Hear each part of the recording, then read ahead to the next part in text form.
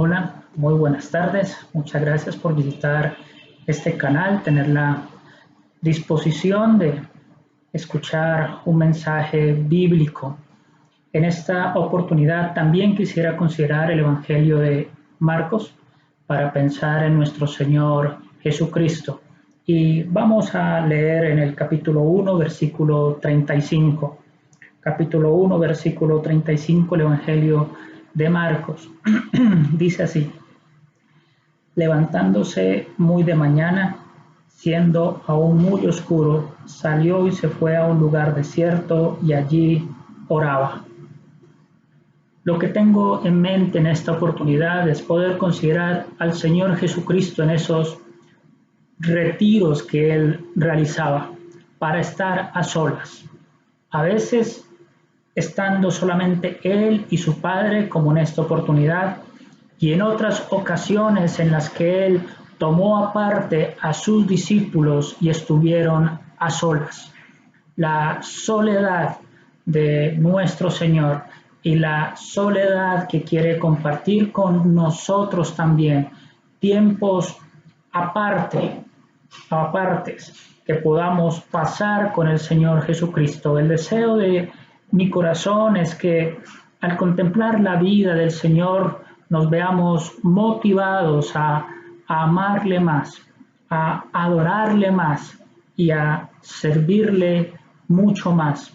Les hablo desde mi debilidad, reconozco mi incompetencia para poder presentar a nuestro Señor Jesucristo, máxime cuando aquí se lo presenta como el siervo perfecto. Dios dijo en Isaías, por ejemplo, he aquí mi siervo. Y en varias ocasiones Dios va a decir de su Hijo, mi siervo. Y Filipenses capítulo 2 nos presenta al Señor Jesucristo como aquel que se hizo hombre y tomó forma de siervo. El Señor Jesucristo primeramente es el siervo de Dios, ese siervo incansable que en todas sus actividades, en todo su servicio buscó primeramente la gloria de Dios. Si bien los hombres fueron beneficiados y nosotros aún nos vemos beneficiados, pero primeramente su servicio fue en plena dedicación a su Dios. Ahora, antes de comenzar con este versículo que acabamos de leer, pues me gustaría ambientar un poquito solamente el Evangelio de Marcos. Ya dijimos que presenta al siervo perfecto. Y si leemos el inicio del capítulo 1, nos vamos a dar cuenta que aquí no hay genealogía, que aquí no se nos cuenta nada del nacimiento del Señor Jesucristo, que aquí no se nos dice nada de los 30 primeros años de nuestro Señor, por una razón muy sencilla, y lo digo con mucho respeto y mucha reverencia, pero siendo que el énfasis es el siervo perfecto, ¿a quién le interesa la genealogía de un siervo? Mateo presenta al Señor como el Rey y por esa misma razón se interesa en presentar la genealogía real hasta llegar al Señor Jesucristo. No así Marcos, más aún cuando este evangelio fue escrito a una audiencia romana, cuando Pedro se encontraba en Roma, en Italia, y Pedro le narró a su hijo en la fe, Juan Marcos, este evangelio. De tal manera entonces que a los romanos no les iba a interesar la genealogía del Señor Jesús. Y por eso entonces es que no dice nada sobre la genealogía, no se nos dice nada sobre sus 30 primeros años, pero sí se nos va a especificar y se nos va a detallar sus 3 años de ministerio, sus 3 años de servicio fiel a su Dios. Por eso, mi querido hermano, si su deseo es servir al Señor, y mi deseo es servir al Señor Jesucristo, hacemos bien en recorrer este Evangelio con la guía del Espíritu, con temor, con reverencia, con amor por nuestro Señor. Y nos vamos a dar cuenta que ni siquiera siervos inútiles somos, porque el siervo inútil es aquel que sabe lo que tiene que hacer y lo hace. ¿Y cuántas veces nosotros ni siquiera sabiendo lo que tenemos que hacer, lo hacemos?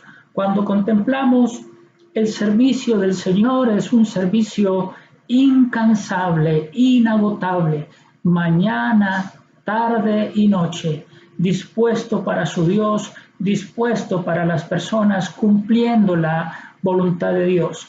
Pero en medio de todo ese servicio encontramos versículos como este 35. Ahora ustedes dirán, si ya vieron el primer capítulo, Esteban nos va a volver a hablar de lo mismo, porque precisamente en el anterior video hablé de 3 mañanas del Señor Jesucristo en este Evangelio, y una de esas mañanas es el versículo 35 del capítulo 1. Por esa misma razón no me voy a detener mucho a hablar de esta mañana, pero sí quiero enfatizar que después de haber servido intensamente durante todo el día sábado, el Señor Jesucristo madrugó muy temprano el domingo con el único propósito de retirarse de sus discípulos, buscar un lugar aparte para encontrarse con su Dios y poder orar. Mi querido hermano, lo que hizo el Señor fue un sacrificio, es decir, levantarse temprano después de haber estado trabajando hasta tarde, sirviendo hasta tarde en la noche del sábado. Y tal vez muchos de nosotros pensaríamos en dormir un poco más ese domingo porque nos merecemos el descanso, no así el Señor Jesucristo.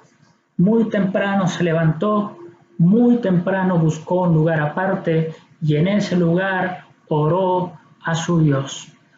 Y lo que yo aprendo aquí en el servicio es que nuestro servicio al Señor debe estar marcado por la oración. Si el siervo perfecto tomaba un tiempo y un lugar aparte para orar, mi querido hermano, cuánto más nosotros. Nos puede pasar que nos dediquemos a la obra de Dios y nos olvidemos o descuidemos al Dios de la obra. Es necesario pasar tiempo con nuestro Señor. Mucha actividad, mucho estudio quizás, mucho servicio, mucha predicación, mucha enseñanza, pero que todo eso esté permeado siempre por la oración. Sigamos el ejemplo del Señor. Ahí uno entonces comienza a aprender: con razón es tan débil mi servicio, con razón es que no impacta, con razón es que no hay fruto para Dios, con razón tantas y tantas cosas débiles en mi propia vida y en mi actividad. ¿Por qué? Porque no estoy tomando el tiempo suficiente para orar, y nunca será suficiente. Es decir, entre más tiempo pasemos con el Señor, pues muchísimo mejor. Aquí vemos la comunión del siervo. Ahora acompáñenme a unos capítulos más adelante y vamos a leer en el capítulo 6 y el versículo 30. Ya dejamos por sentado entonces que en el capítulo 1 tenemos la comunión del siervo perfecto, pero ahora en el capítulo 6, versículo 30, vamos a ver el cuidado que tiene el siervo perfecto. Ahí dice entonces: los apóstoles se juntaron con Jesús y le contaron todo lo que habían hecho y lo que habían enseñado.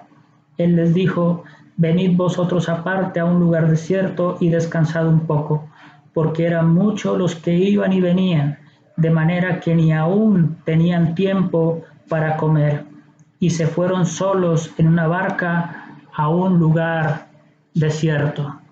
Si se fija usted, el Señor en el capítulo 1 se retiró a un lugar desierto, pero ahora Él se va a retirar con sus discípulos a un lugar desierto. Y aquí mencioné que se tiene el cuidado del siervo de Dios, el cuidado que el Señor Jesucristo tuvo con sus discípulos. ¿Y por qué digo que el cuidado? Si ustedes notan en el versículo 7 de este mismo capítulo hasta el versículo 13, el Señor Jesucristo va a comisionar a sus discípulos, los va a enviar a predicar el Evangelio, les da unas instrucciones y ellos de manera fiel se van a compartir el Evangelio hacia diferentes regiones. Ellos entonces regresan, según nos dice aquí el versículo 10, entonces los apóstoles se juntaron con Jesús. Regresan de la misión, regresan de ese servicio especial y van a buscar al Señor Jesucristo. Aquí veo yo la persona que congrega. ¿Por qué? Porque dice, se juntaron con Jesús. Esa palabra juntar que se utiliza ahí es la misma palabra que se utiliza en Mateo capítulo 18 y versículo 20 cuando dice que donde están 2 o 3 congregados. Entonces, acá en el versículo 30 los apóstoles, podríamos decir, parafraseándose, congregaron con Jesús. El Señor Jesucristo los atraía. Fueron a la misión y volvieron a aquel que los había enviado. Pero también veo allí el parte misionero. ¿Por qué el parte misionero? Porque dice que le contaron todo lo que habían hecho. El parte misionero consistió en contarle sus prácticas, todo lo que habían hecho, pero también su predicación, porque dice, y lo que habían enseñado. Perdón, cuando regresaron entonces los discípulos a donde el Señor Jesucristo, dieron su parte misionero y le contaron sobre sus prácticas y también sobre su predicación. Deberíamos tener nosotros eso presente porque al Señor le vamos a tener que dar cuentas por nuestras prácticas y también por nuestra predicación. Pero el Señor Jesucristo, vamos a contemplar aquí ese siervo, o mejor la ternura de ese siervo. ¿Por qué la ternura? Porque Él va a discernir las necesidades de sus discípulos y va a proveerles para esas necesidades. Lo que está evidenciando el Señor Jesucristo en sus discípulos es que tienen cansancio y que ante ese cansancio hay necesidad de proveerles descanso, precisamente. Entonces tenemos el discernimiento del siervo. El Señor logra discernir las necesidades, pero también observamos ahí el descanso ofrecido por el Señor Jesucristo. Venid y vamos a un lugar aparte, y se lo llevó a un lugar desierto.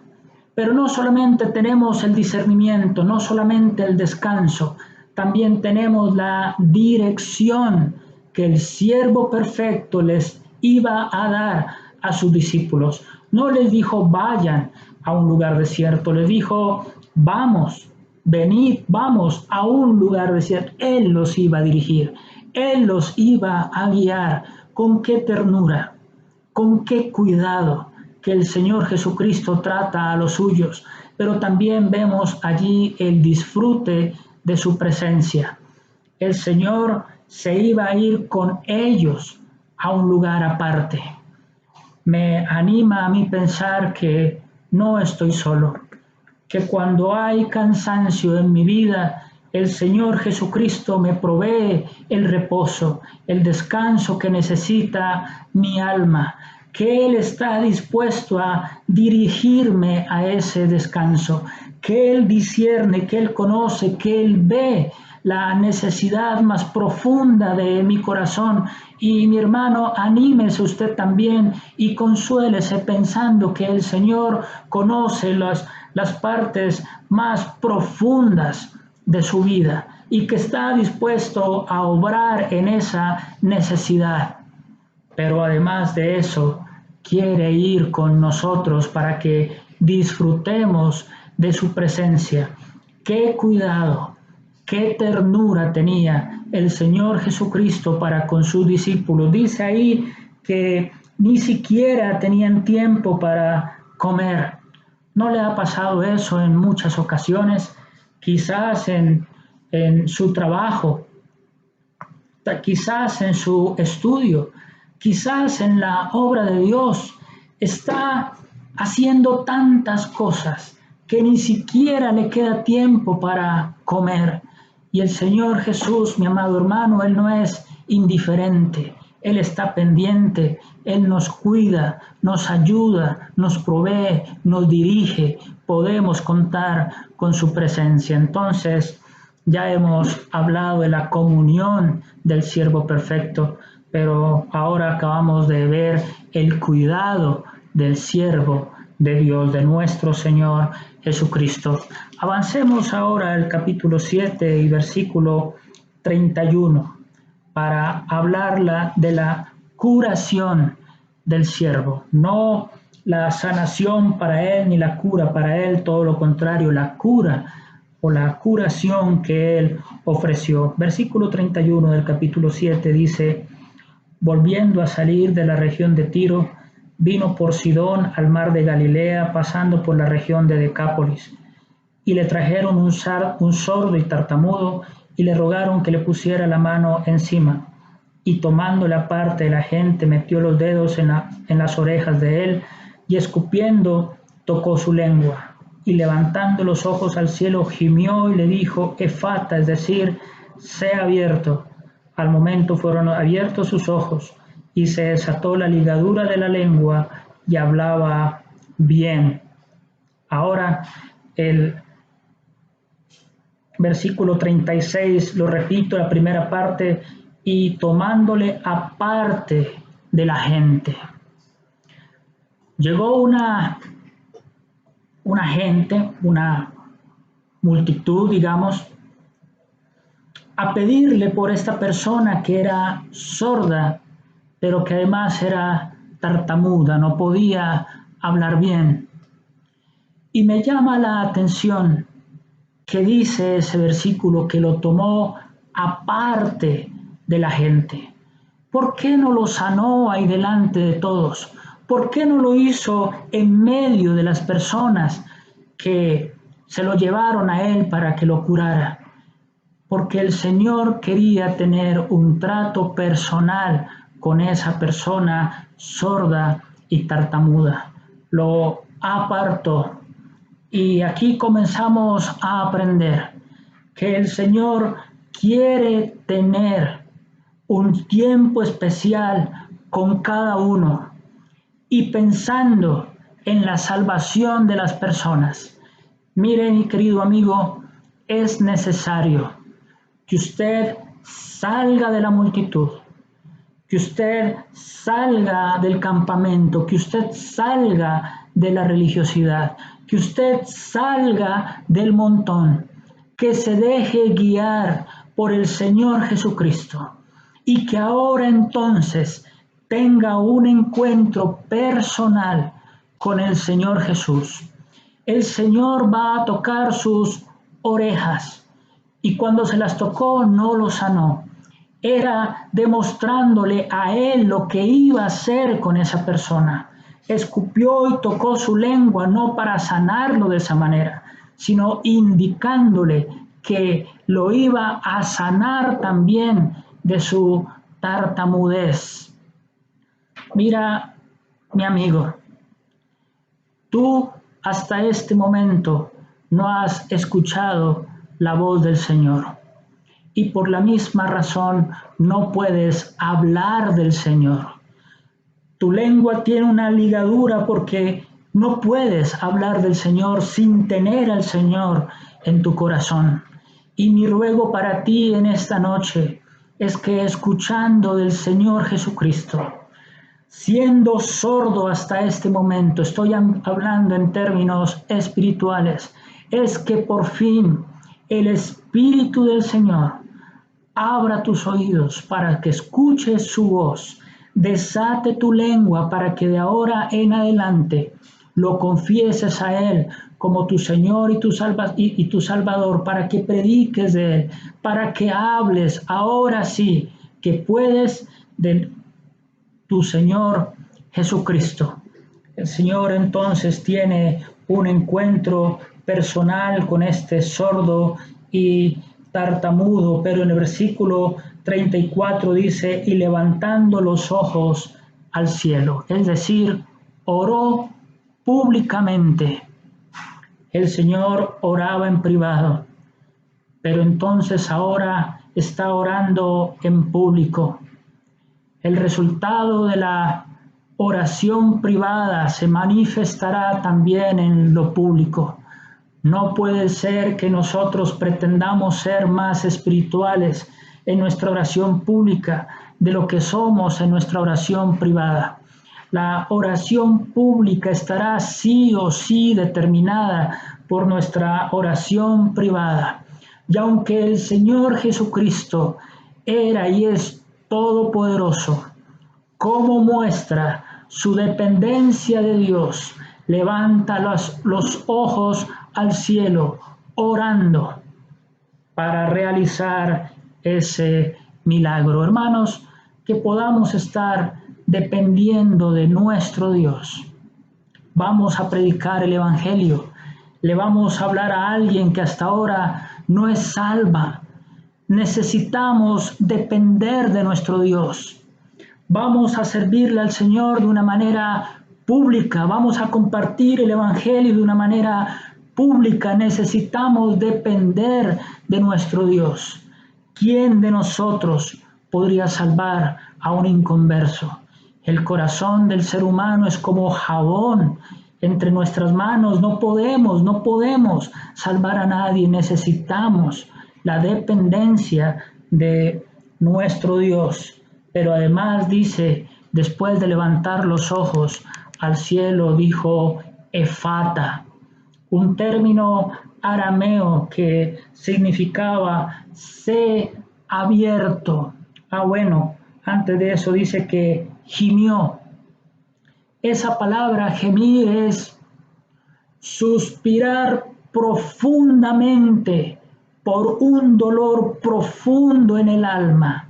El Señor podía identificarse con esa persona y sentir un dolor que lo llevaba a suspirar desde lo más profundo de su ser, viendo lo que el pecado había causado en este hombre y en todos los hombres.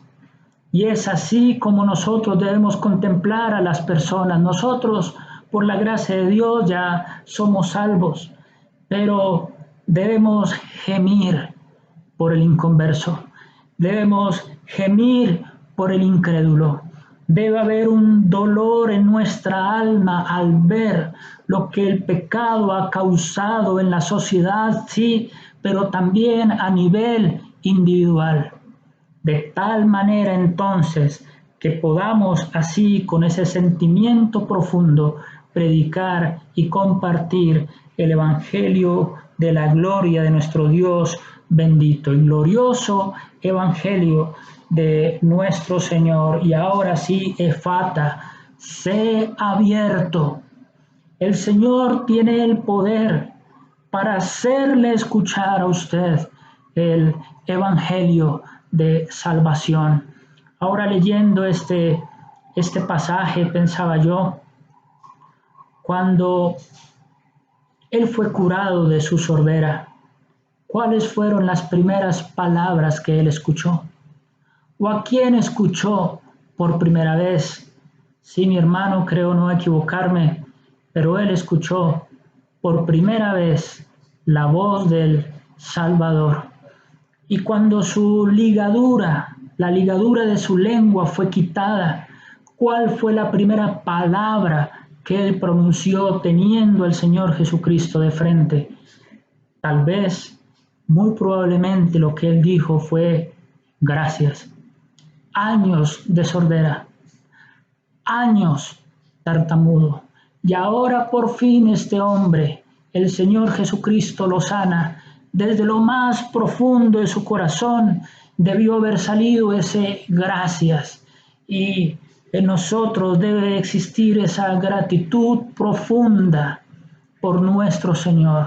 Y recordamos con gratitud la primera vez que por fin escuchamos la voz del Salvador, la primera vez que por fin, o la vez que nosotros fuimos salvos. Podríamos decir otras cosas, pero el tiempo sigue corriendo y todavía tengo bastante por compartir. Vamos más rápido. Capítulo 8 y versículo 22 dice: vino luego Betsaida y le trajeron un ciego y le rogaron que le tocase. Entonces, tomando la mano del ciego, le sacó fuera de la aldea y escupiendo en sus ojos le puso las manos encima y le preguntó si veía algo. Ahora entonces está en Betsaida, casa de pesca significa Betsaida. Y le trajeron al Señor Jesucristo también otro enfermo. Le trajeron un ciego. Y aquí nuevamente se dice que Él lo sacó de la aldea. La enseñanza es similar. El Señor deseaba estar con esta persona a solas. Dice que el Señor lo tomó, tomándolo de la mano al ciego. El ciego debía confiar en el Señor. Esta persona, este ciego, debía entregarse, confiar en las manos de aquel que lo llevaba. Y usted, si quiere ser salvo, necesita confiar en el Señor Jesucristo como el único que le puede dar salvación, como el único que le puede permitir ver la luz. Sí, mi querido amigo, porque usted es pecador como yo, por cuanto todos pecaron y están destituidos de la gloria de Dios, muerto en tus delitos y tus pecados, vives en la oscuridad, vives en las más densas y profundas tinieblas. Tienes entonces que conocer al Señor Jesucristo para de esa manera ser salvo y tener la luz. El Señor Jesucristo dijo: yo soy la luz.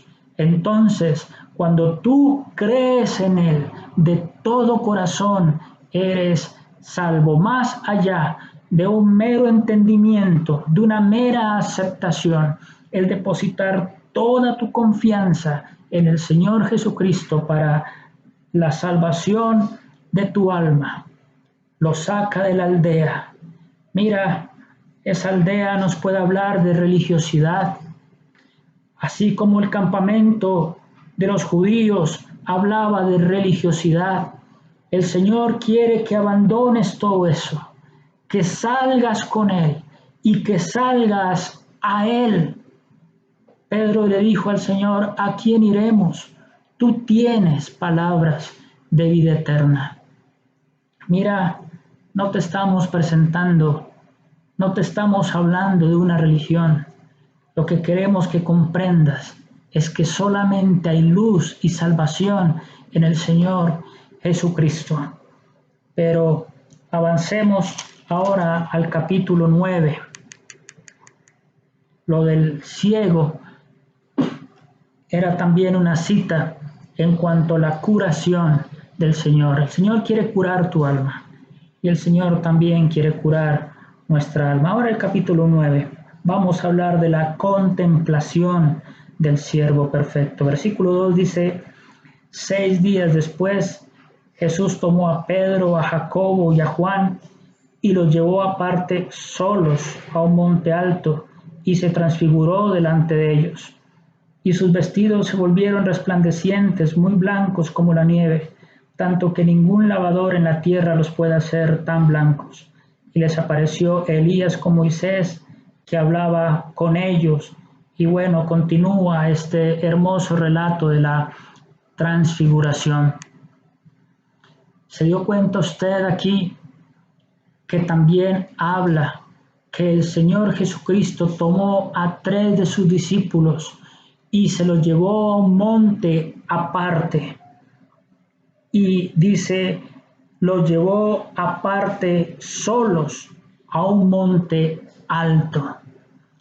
Al Señor le interesaba que esos 3 discípulos, Pedro, Jacobo y Juan, estuvieran a solas con Él para que pudieran contemplar la gloria de nuestro Señor.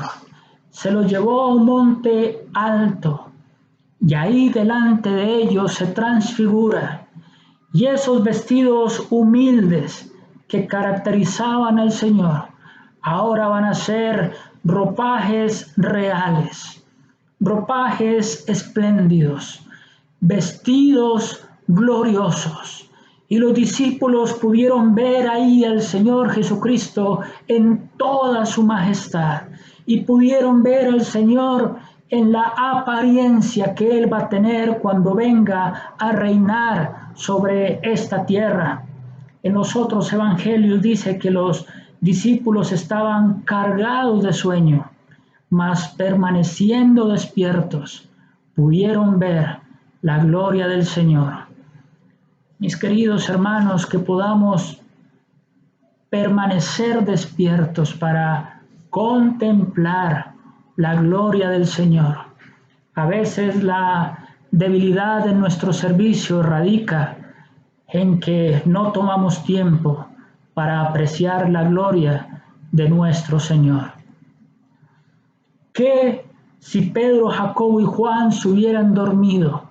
Por más de que el Señor se hubiera manifestado allí de la manera que lo hizo, pues no lo hubieran visto, hubieran perdido una gran oportunidad. ¿Y cuántas oportunidades perdemos porque dormimos? Porque no pasamos tiempo con el Señor, porque no hay un esfuerzo adicional, a pesar del cansancio, sostenernos para ver al Señor Jesús.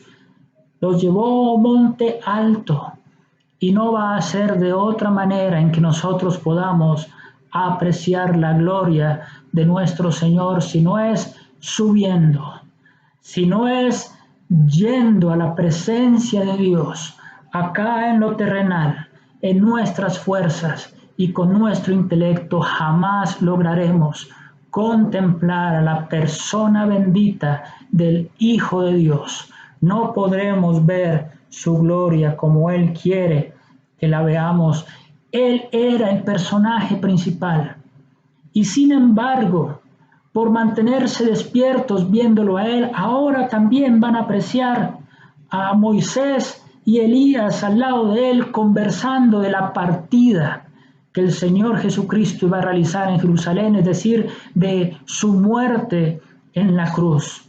Y lo que aprendo aquí de una manera muy sencilla es que cuando hacemos un esfuerzo adicional por contemplar a nuestro Señor, el Señor nos comienza a abrir el entendimiento para apreciar otras cosas también de su palabra. Qué precioso es pasar tiempo en la presencia de nuestro Dios. Pero los apóstoles escucharon las voces de Moisés y Elías, pero ahora van a escuchar una voz mucho más sublime, la voz del Padre. Este es mi Hijo amado, en quien tengo complacencia. Y aunque la visión era gloriosa, y aunque Pedro quedó supremamente impactado con la transfiguración del Señor Jesucristo, él en su segunda carta va a hablar específicamente de la voz que escucharon desde la magnífica gloria. Y va a decir que tenemos la palabra profética más segura, refiriéndose a la palabra de Dios, que podamos contemplar al Rey, que podamos contemplar al Hijo de Dios, que podamos apreciar al amado Hijo de Dios, pero que podamos escuchar la voz de Dios. Ahora, acompáñenme al capítulo 10, por favor, de este mismo Evangelio. Capítulo 10 y versículo 32. Iban por el camino subiendo a Jerusalén, y Jesús iba delante, y ellos se asombraron, y le seguían con miedo. Entonces, volviendo a tomar a los 12 aparte, les comenzó a decir las cosas que le habían de acontecer. He aquí subimos a Jerusalén, y el Hijo del Hombre será entregado a los principales sacerdotes y a los escribas, y le condenarán a muerte, y le entregarán a los gentiles, y le escarnecerán, le azotarán, y escupirán en él, y le matarán, mas al tercer día resucitará. Ya se va acercando la hora en que el Señor Jesucristo se va a entregar en la cruz del Gólgota. Y Él toma la iniciativa como siempre lo hacía. Él sabe lo que viene por delante, afirma su rostro para ir a Jerusalén, y Él va adelante, y los discípulos están sorprendidos y están asustados, temerosos. Pero el Señor se toma el tiempo y los toma aparte para comunicarles. Y este es mi último punto. Aquí tenemos la comunicación que el siervo hizo de sus padecimientos a sus discípulos. Los tomó aparte, y de las referencias que tenemos en Marcos en cuanto a las veces que el Señor anunció su muerte, esta es la más detallada. Y ahora allí en la intimidad con sus discípulos les va a contar paso a paso lo que va a suceder con él.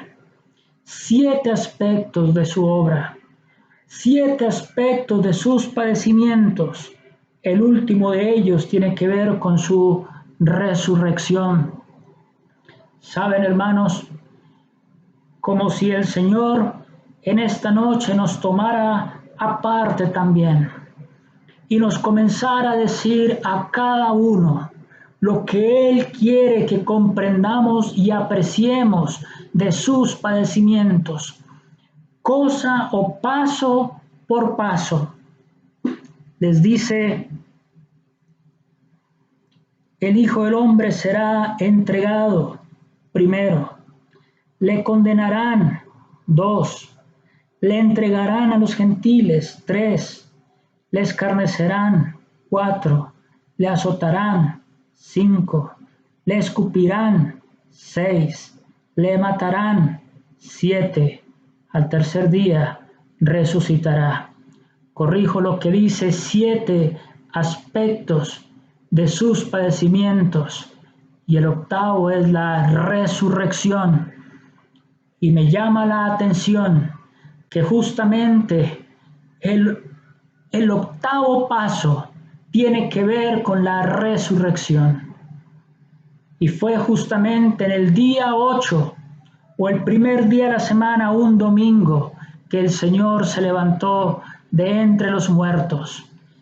Pero mi amado hermano, coja su Biblia con reverencia, con amor, con una actitud de devoción, deseando con toda su alma apreciar al Señor, y aprecie de manera especial los padecimientos, uno por uno. Deténgase, medite con el Señor, aprécielo, ámelo. ¿Cómo es posible que el Hijo amado, que el Verbo eterno, que Dios mismo haya estado dispuesto a sufrir de esa manera con tal de darme a mí y a usted la salvación. Retirémonos aparte con nuestro Señor.